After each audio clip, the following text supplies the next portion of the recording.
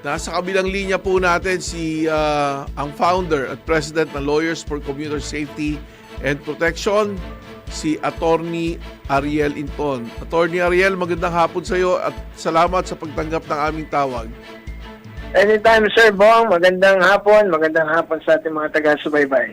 Actually, Attorney Ariel, ang papag-usapan sana natin road rage. Pero bago ako tumungo dyan, ano sa palagay mo yung sa nangyaring insidente dyan sa Fernando Po Jr. Station ng LRT1 na kung saan may 23 anyos na lalaki ang tumalon at nakalagkad pa ng isang sasakyan. From the point of view of the commuter safety and protection, paano ba natin maiiwasan ang ganitong eksena, insidente at na maulit-ulit, lalong-lalo na sa mga terminal ng mga tren, baka kasi may gumaya pang iba. Okay, yung nangyari, that's an isolated case,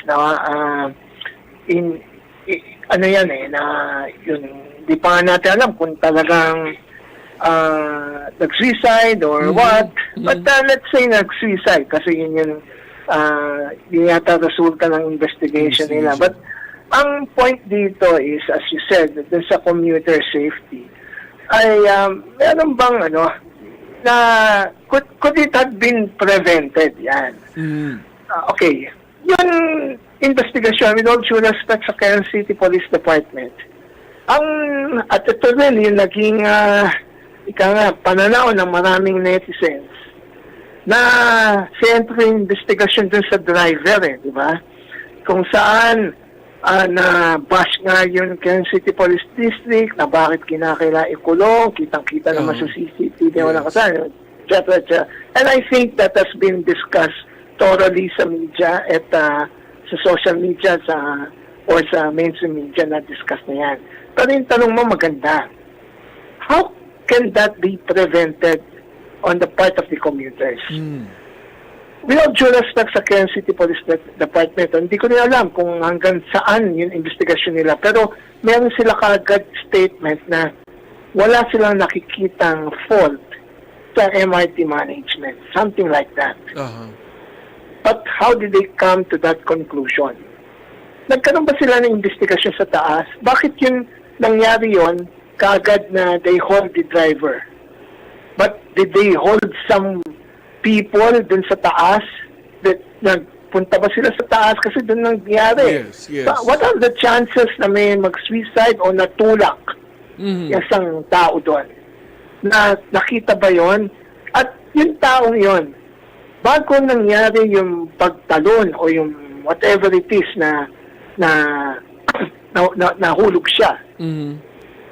Meron ba tayong CCTV doon o yung mga witnesses na it took him how many minutes bago niya ginawa yon o bago nangyari yon? Was it spontaneous? O it could have been prevented kung nakita na iba yung kinikilos nitong batang to O kaya, bakit ang dami ng tren na dumaan? Parang hindi naman aalis to or what? And then, somebody has to approach him. Boy, o kaya, sir, can I help you? Yung mga ganon. Correct. Meron bang ganon investigasyon? Diba? So, yun yung tinitira natin. Unfortunately, the investigation, nagtutok lang dun sa driver. Diba?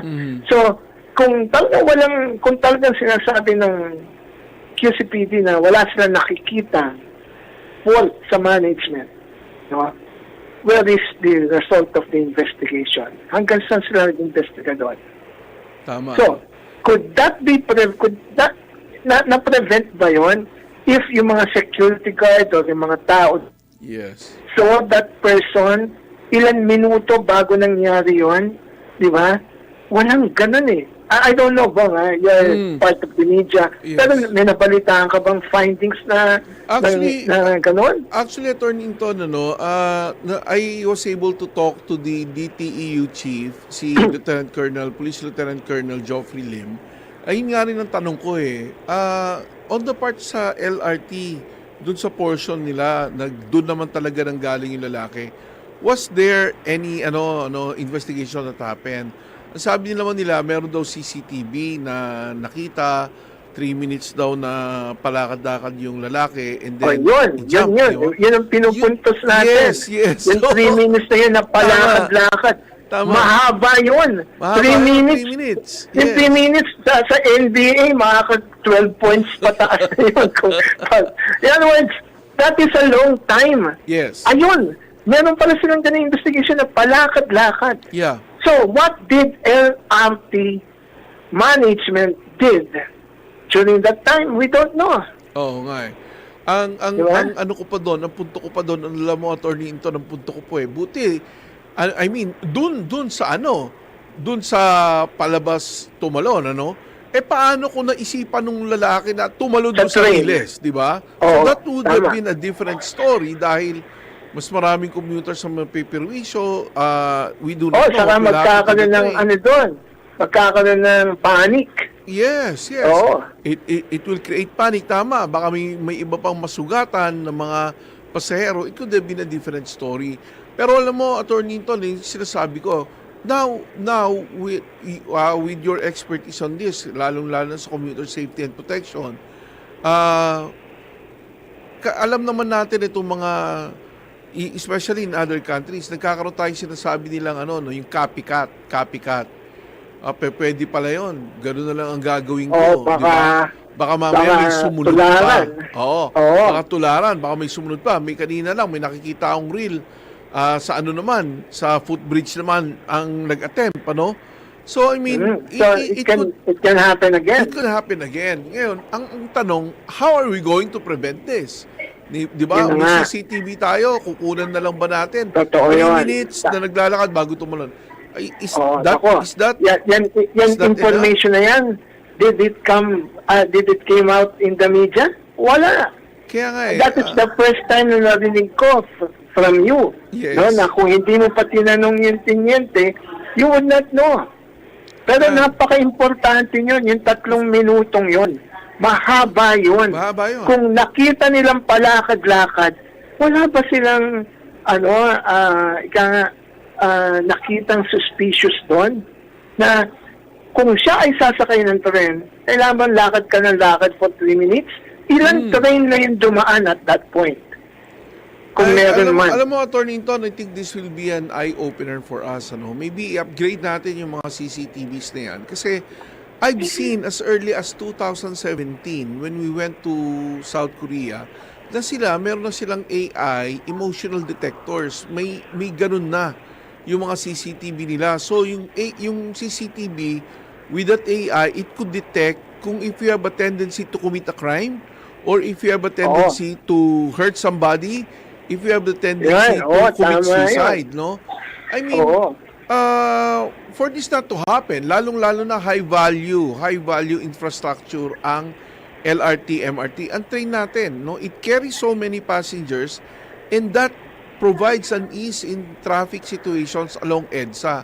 Ngayon kung mahihinto yung operasyon yan, ang daming madidelay. So, I mean, how much are you going to invest for this kind of AI technology para to prevent that from happening again?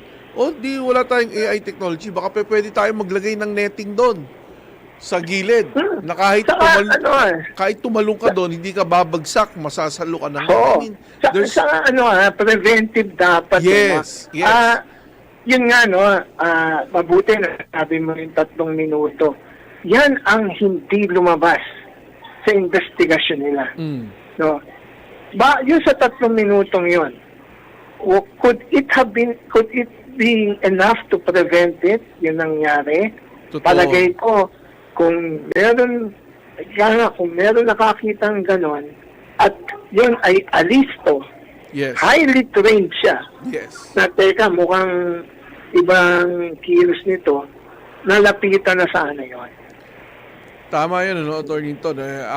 Unang-una, itong insidente na to, we do not want to end it that way, Kung sana maililigtas pa natin, why not, di ba? Ang nakakaano lang nito, ang nakakabahala, baka umulit, baka may gumaya. Sana naman wala na. Ang ano lang, how are we going to prevent if another person we'll try to attempt such kind of suicide attempt, no? And nakakatakot diyan, maraming mga kababayan natin, yung driver na lang, yung mga na-traffic na lang at the time, no? Hindi na natin ma-quantify kung how much, hindi na natin malalagyan ng value kung gaano yung nawala sa atin during that time because of the traffic that it created. I mean, yes, we sympathize with the family, pero ang inaano natin dito na these things should not happen in the middle of the day at saka in such busy road kasi it affects all of us and our economy as well. Kung ma-prevent natin, napakaganda nun, Attorney Hinton, ano? Oo, yun lang. Kaya nga mukhang may pagkukulang dun sa sa LRT, sa MRT management. With all due respect sa findings ng Quezon City Police District, we beg to disagree. No? Ngayon, lumabas yan, yung 3 minutes na yan. Ano ang ginawa nila? No? Bakit hindi na, bakit hindi nila na-sense yun? Yeah. Unless the sense would be, hindi, talaga naman ganun, marami dyan, palakad-lakad bago sumakay ng tren eh. Baka ganun ang gusto niya, Pero, dun pa lang sa, yun, di ba, kung nag-suicide siya, di ba, 3 minutes. Di ba, kailangan niyang akyatin yun, di ba? Yun nga eh. How yung bang difficult pag-akyat niya, be, tuloy-tuloy siyang tumalon? Hindi O baka naman, talaga siya, nag-stop muna, and then tumingin sa baba. We don't know. Yun nga eh. Where's the CCTV dun sa time na yun? Di ba? Yeah. Yun. Hindi natin alam na was it spontaneous? I think hindi na because sabi nung tingin, kausap mo 3 minuto. So, wala na yung spontaneous. Wala na, hindi na spontaneous. Yeah. So, yun, sa 3 minuto, yun, siyang tatalon. At nakita na napatalon na siya. Gaano katagal yun na it could have been prevented. So, yan yung mga, I think, yun ang dapat tingnan. Unfortunately, tumingin lang sa baba doon sa driver. Nakawawa. Hindi naman tayo dito para mag-finger pointing, Attorney Hinton. Pero, ang inaano lang talaga natin dito, why not come up with something robust na a policy or an infrastructure maybe that this thing will not happen again, no? Alam na natin yung effect, no? Of course, it's devastating to the family, but marami ring naapektuhan during the time and sana hindi na maulit-ulit. Yun lang naman ang sa atin eh. Magkaroon tayo ng maybe a policy or a protocol on this, on how are we going to prevent such thing from happening again. Totoo yan. Ito hindi naman sa yun ngang, di ba, yun na sinuspend o tinanggal na manager yata so because meron mga empleyado na may tarpaulin na hawak. Yun nga, inaksyon nila eh. Di ba? Ito pa kaya. Baka magkaroon ng tarpaulin dyan. Bawal tumalog dito. Anyway, Attorney Hinton, it's always a pleasure having you in this program. Thank you all. Yung mga insights, maraming salamat po. Sa uulitin ulit. Sa uulitin, maraming salamat. Anytime, sir, Bob. Salamat po. Ayan po si Attorney Ariel Hinton, ang presidente at founder ng Lawyers for Commuters Safety and Protection.